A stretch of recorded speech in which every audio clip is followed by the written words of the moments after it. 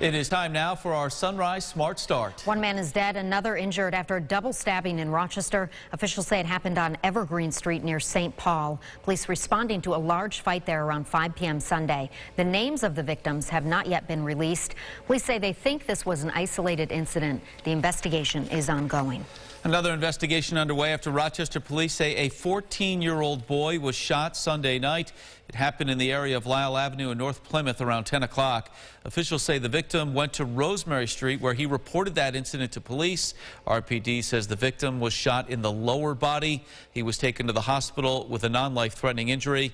There are no suspects in custody. And police also say a 26-year-old man was shot around 10:30 p.m. Sunday night.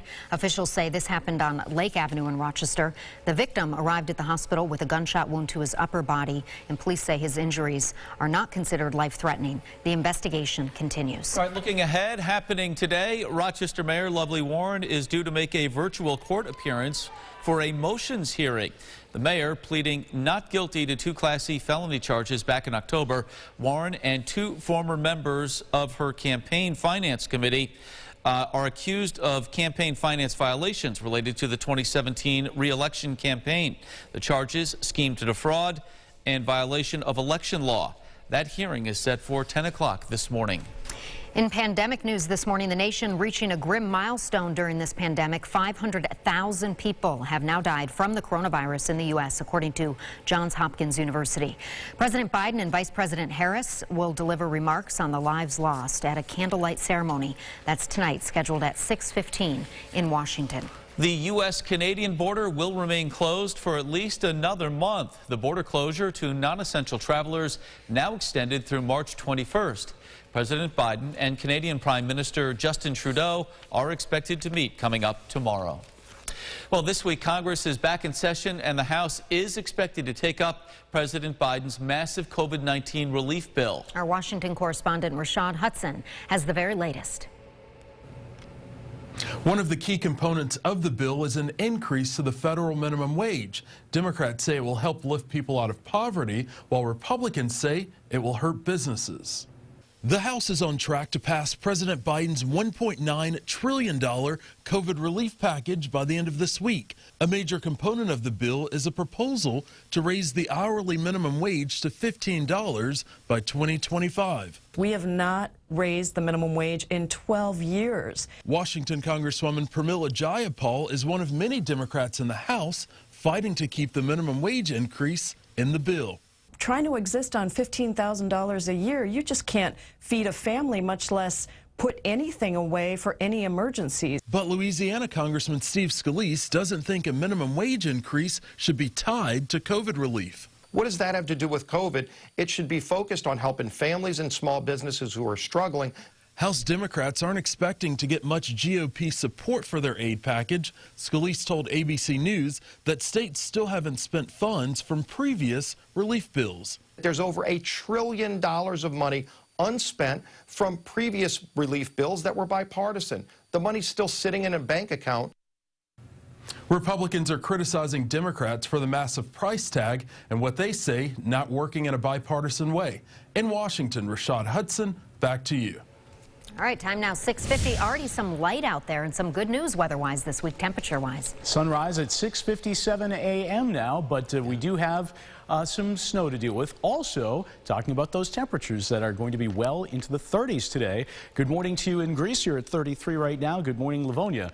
You're at 30. There's some of that wet snow that's making its way through right now. Again, it's generally light. It will amount to maybe a coating to a scant inch or maybe a scant inch and a half, mainly on our hilltops. Otherwise, we'll have a cloudy sky here with temperatures that will make their way into the upper 30s this afternoon. Above freezing. Haven't been able to say that very often this month. Let's see what's happening on the roads. We'll get a check of that sunrise traffic now with Austin Scott.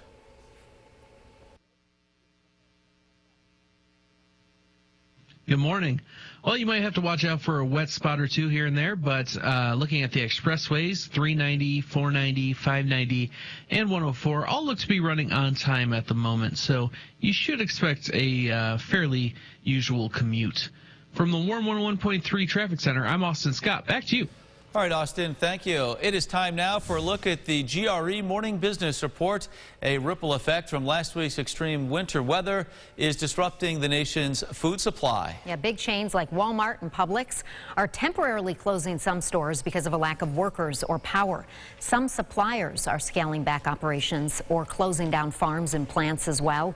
According to poweroutage.us, more than 100,000 residences and businesses remain without power in Texas. The United Kingdom says Uber drivers should be classified as workers. The British High Court said the drivers in the group that brought forward the case were not independent contractors because their work was, quote, very tightly defined and controlled by Uber. Well, Ford is recalling more than 154,000 vehicles in North America. According to the company, it lost track of 45 older Takata airbags that may have been installed on some Ranger pickups. It includes the 2004 through 2006 model years. The automaker also found the now obsolete airbags may have been installed in just about 1,100 vehicles during repairs. All right, time now for a little news from around the state. Don't have to go too far for this first story. Construction set to begin on a 1-mile autism nature trail at Letchworth State Park. That's right. The New York State Office of Parks, Recreation and Historic Preservation announcing Friday construction is underway on a first-of-its-kind nature trail there. It is designed with assistance for those with autism spectrum disorder and other developmental disabilities. All right, let's get a look at the latest COVID numbers across the state now. Statewide positivity rate for testing below 3%. Listen to this, for the first time since November 23rd. Over 5,000 people are still hospitalized across New York, over 1,000 in the ICU. 75 new deaths were confirmed in the state's latest update. Well, today marks the start of the third and final phase of the return to in-person learning for the Rochester City School District. That involves grades 7 through 12. Erica DeCoste, live from district headquarters with more on this long-anticipated morning. Erica, good morning. Good morning, Mark. Well, we're coming up on almost a year since many of these kids have just been spending months virtual learning away from their teachers, and it all takes a turn this week for those grades you mentioned, 7 through 12. So buildings with grades K through 8 that are already open right now are welcoming back 7th and 8th graders today and tomorrow. Later in the week on Thursday and Friday, the whole district will be fully open. That includes grades 7 through 12 attending K through 12 buildings and 7 through 8 standalone buildings.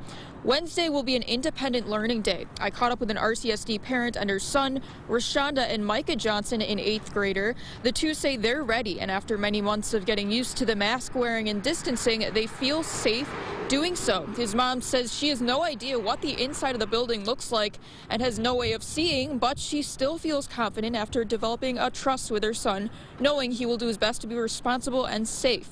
Micah says eventually he'd love to be back to 5 days in person. I think it's safe because you could trust kids, you know, some of them, to keep a social distancing. And since we have been inside this pandemic for like a year now, it should be, yeah, and we kind of know what to do in school.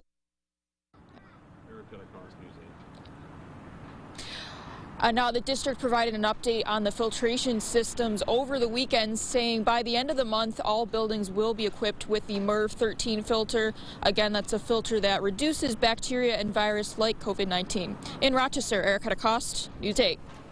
All right, Erica. Yeah, thank you. So kids getting up, grabbing the backpacks, and getting ready to head out the door at this hour, Josh. We've talked about nice temperatures, but they still need to be ready for some wintry type conditions this morning. Yeah, a little bit of wet snow will greet you as you head out the door. We're looking at temperatures, though, by this afternoon when the rain and the snow mixed wind down into the upper 30s. I would not be shocked if there was even a 40-degree high temperature in parts of the Finger Lakes with the breeze coming in out of the south. It's been a while since we've been able to say that temperatures are above freezing. As far as the snow goes, not a lot. We're talking about maybe a coating to a half-inch here in Rochester, maybe about an inch or two in the higher elevations of the Bristol Hills and into Wyoming County. Otherwise, it's just kind of a cloudy sky that we have out there right now. Of course, the sun now up at 6:57 a.m., so nice to see first light at this hour and there is the wet snow that I mentioned. Again, it's making its way through western New York and Pennsylvania at this time. The back edge is still over Lake Erie, so we have a little while to go here this morning before everything winds down. As far as temperatures are concerned, like I mentioned, we're into the mid-30s. The wet snow won't last. Should be over and done with by this afternoon. It'll just be cloudy at that time. Josh, thank you. As we finish up, a shout out for the students at St. John Fisher College, raising over $123,000 over the weekend at the Teddy Dance for Love for Camp Good Days. Way to go. A great cause. Good job. Hey, thanks for watching News 8 at Sunrise. Our next update in 25 minutes. CBS This Morning is next. Have a great day. Wherever you are on RochesterFirst.com, Facebook, Twitter, and our apps for both news and weather.